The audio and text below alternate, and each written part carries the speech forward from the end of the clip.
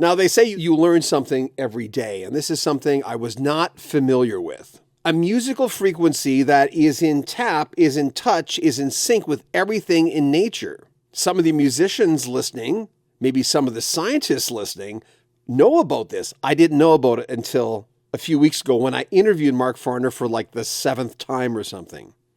It's a little secret in life. It's a little secret in putting a song together, and it's very interesting. Mark Farner, Frequencies, Grand Funk, and Rock History Music. What was the best, to you, what was the best decade of rock?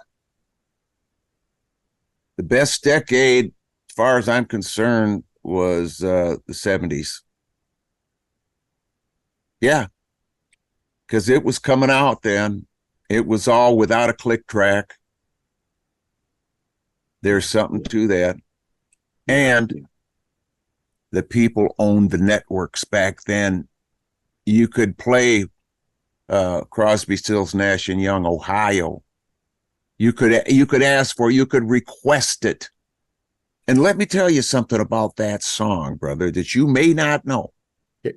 And I don't know if you know that I play out of concert pitch. I'm not in 440. My concerts, my records, for the last 10 years, I've cut in A432. It's part of the Solfeggio scale.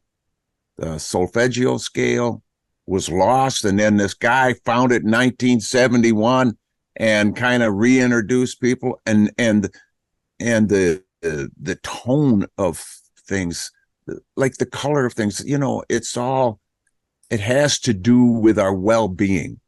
And For Dead in Ohio, I'm listening to that song, and I'm tuned to 432 because it's speaking to me.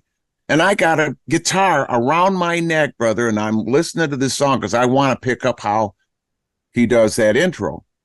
And I start playing it. I went, are you kidding me? I'm in tune with their recording. They cut that thing in 432. It wasn't in A440. It was 432. And I don't know if maybe the guitar had just sagged to that point, because sometimes you play an acoustic guitar long enough and all the strings kind of take a little, they release a little bit and they're not right up to the tune. Maybe that could have happened, or it could have been intentional that they tuned to 432, because it's not that much. It's only 8 tiny little increments down to, 432. But that frequency is compatible with everything in nature. The 432, a guy sent me a link, and he had a 15-inch driver in front of a kiddie pool on a deck, had a tone generator and an amplifier, and he kicked in A2, which is the second A on a piano up, still low, in front of this, with a 15-inch driver in front of this kiddie pool. It put chop on the water. I mean, it was just like, shh. I'm watching this.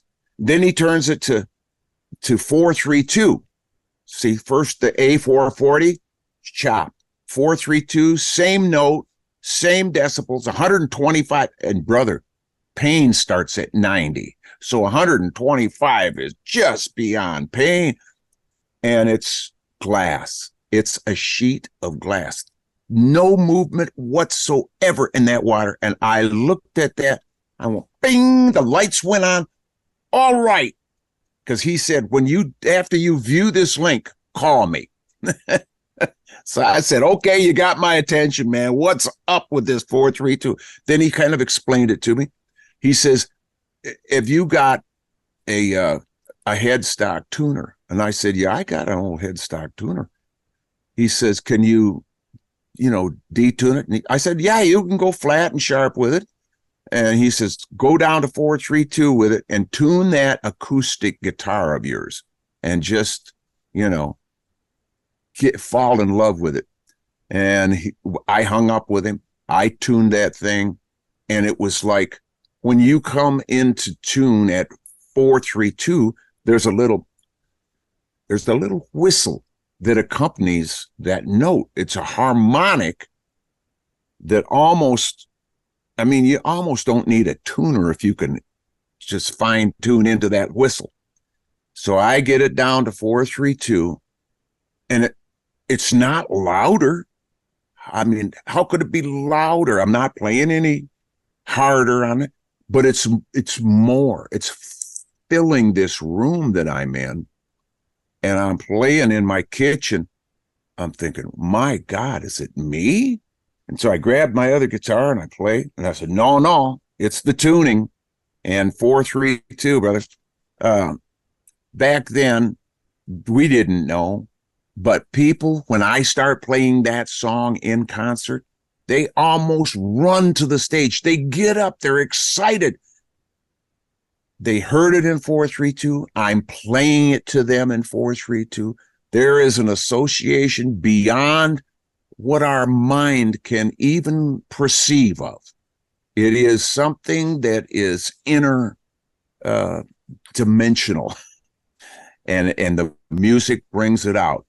And so I'm always in 4-3-2 now, and I recut "I'm Your Captain" closer to home in 4-3-2 with Mark Slaughter, and we did a drum map.